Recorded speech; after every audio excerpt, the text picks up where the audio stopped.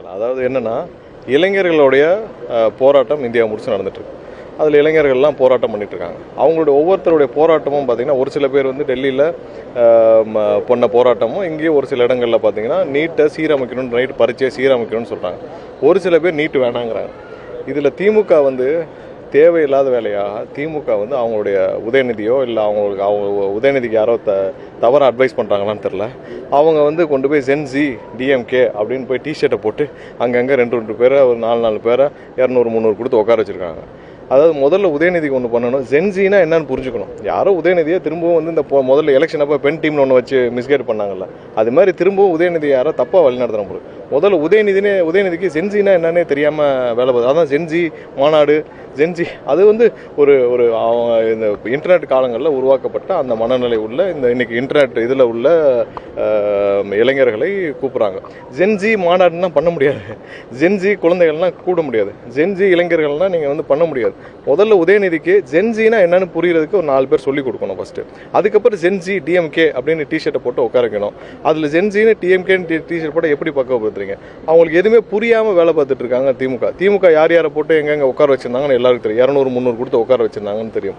So இப்படிப்பட்ட ஆளுகளை வச்சு வேலை பார்த்துருக்காரு. முதல்ல உதயநிதி இந்த மாதிரி கோமலைத்தனமான வேலையெல்லாம் விட்டுட்டு ஆக்கப்பூர்வமாக ஏதாவது செய்யணும். முதல்ல அவருக்கு ஒரு சுய பரிசோதனை தேவை உதயநிதிக்கு. ஏன்னா அவங்க அப்பா வந்து கடைசி வரைக்கும் அவரே வந்து அவர் தலைவராக இல்லையான்னு தெரியாமல் தான் அவர் வந்து திராவிட மாடல் ஆட்சின்னு முடிச்சுட்டு போயிட்டார்.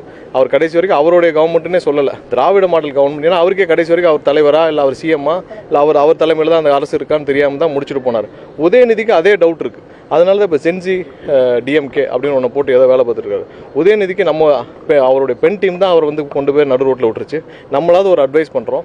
உதயநிதி முதல்ல ஒரு சுய பரிசோதனை பண்ணிக்கணும். அவங்க கட்சியில் இருக்கிற நிர்வாகிகள்லாம் கூப்பிட்டு, அதாவது திமுகவை வழிநடத்த உதயநிதிக்கு அந்த தகுதி இருக்கான்னு சொல்லிட்டு ஒரு வாக்கெடுப்பு வைக்க சொல்லுங்கள். வாக்கெடுப்பு வச்சாவது சுய பரிசோதனை, அவர் யார் அவர் என்னன்னு தெரிஞ்சுக்கிறோம். இன்னும் ஒரு படி மேலே போனோம்னா அவரையும் திருமதி கனிமொழி அவர்களையும் சகோதரி கனிமொழி அவர்களையும் 2 பேரை வச்சு திமுகவை ஆரம்பித்த திமுகவை வழி நடத்துவதற்கு 2 பேரில் யாருக்கு அதிக தகுதி இருக்குன்னு ஒரு வாக்கெடுப்பு வைக்க சொல்லுங்கள். அந்த வாக்கெடுப்பு ரிசல்ட்டை கூட உதயநிதி வெளியில் சொல்ல வேணாம். ஏன்னா உதயநிதி தகுதி என்னன்னு எல்லாருக்குமே அவங்க கட்சிக்காரங்களுக்கே தெரியும். அந்த வாக்கெடுப்பு ரிசல்ட் அவரே பார்த்துட்டு அதுக்கப்புறமா ஒரு சுய பரிசோதனை செஞ்சு இதுக்கப்புறம் என்ன அந்த வாக்கெடுப்பில் என்ன ரிசல்ட் வரும்னு எங்களுக்கு தெரியும். அவங்களோட ஒன்றியம் பகுதி கிளை நிர்வாகி எல்லாரையும் கூப்பிட்டு இந்த மாதிரி உதயநிதிக்கு வந்து இந்த ஆரம்பித்த இந்த கட்சியை வழி நடத்துவதற்கான கொஞ்சமாவது தகுதி இருக்கான்னு ஒரு வாக்கெடுப்பு வைக்க சொல்லுங்கள். இல்லை அவரும் சகோதரி கனிமொழி அவர்களையும் வச்சு 2 பேரில் யாருக்கு தகுதி இருக்குன்னு வருது. அந்த வாக்கெடுப்பு ரிசல்ட்டே வெளியே விட வேண்டாம். ஒரு சுய பரிசோதனைக்கு அவங்களுக்கு உதயநிதி கூட இருந்து எப்படி கடைசி வரைக்கும் 65 வயசு வரைக்கும் திரு ஸ்டாலின் அவர் இளைஞரணி தலைவராக இருந்தார், என்னன்னே தெரியாமல். அது மாதிரி இவரும் வந்து ஒரு ஜென்சி அப்படின்னு போட்டு ஏதோ ட்ரை பண்ணிட்டு இருக்கிறாரு. அவருக்கு நம்ம சைடு ஒரு அட்வைஸு, சுய பரிசோதனை செஞ்சுக்கோங்க. முதல்ல உங்கள் தகுதி என்னன்னு தெரிஞ்சுக்கோங்க. அதுக்கப்புறம் இந்த மாதிரியான மாணவர்கள் போராட்டத்துக்குள்ளே ஹைஜாக் பண்ணுறதுக்கான ஒரு கேவலமான வேலையெல்லாம் கோமாளித்தனத்தெல்லாம் விட்டுறணும். ஸோ இது வந்து மாணவர்கள் அவங்களுடைய உணர்வுபூர்வமாக போராட்டம் பண்ணாங்க. அதற்கு அவர்களுக்கு கிடைத்த வெற்றி நேற்று வந்து ஒன்றிய அரசு அவங்களுடைய அமைச்சர் ராஜினாமா செஞ்சாங்க. அதற்கப்புறம் நம்மளுடைய கோரிக்கையில் எப்போவுமே வந்து நீட்டு வேண்டாங்கிறது நம்மளுடைய கோரிக்கை. அதில் நம்ம ஸ்ட்ராங்காக இருக்கோம். என்னைக்காவது அதுக்கான சூழ்நிலை ஏற்பட்டால் முதல் குரலாக தமிழக வெற்றிக்கலம் சார்பாக நம்முடைய முதலமைச்சர் சார்பாக இருக்கும். ஸோ இதில் நம்ம தெளிவாக இருக்கிறோம். யாருடைய இதே ப்ரோக்ராமில் எங்களுடைய கட்சி சார்பான இளைஞர்களும் நிறைய பங்கெடுத்திருந்தாங்க. யாருமே அதில் எந்த கட்சி பேனரும் உள்ளே புகுத்த விரும்பலை.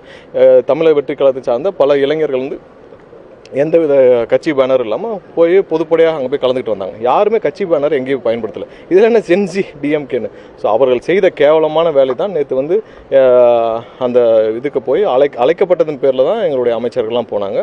அவங்க அழைக்கப்பட்டதன் பேரில், ஏன்னா அங்கே வந்து ஒரு அரசு ஒரு போராட்டத்திற்கு ஆதரவு கொடுக்க முடியாது. ஏன்னா அது வந்து உயர்நீதிமன்றத்தில் உச்சநீதிமன்றத்தில் நிறைய ஆர்டர் இருக்குது. அரசாக போய் ஆதரவு கொடுக்க முடியாது. அதனால அவங்க அழைக்கப்பட்டது பேரில் அவர்களுக்கு ஒரு ஆறுதலாக போன விஷயத்தில் இவர்கள் இந்த ஜென்சி டிஎம்கேன்னு 200-300 கொடுத்து ரெடி பண்ணிச்சினால அவர்களை வச்சு ஒரு சில குழப்பங்களை விளைவிக்க முயற்சி செய்தார்கள்.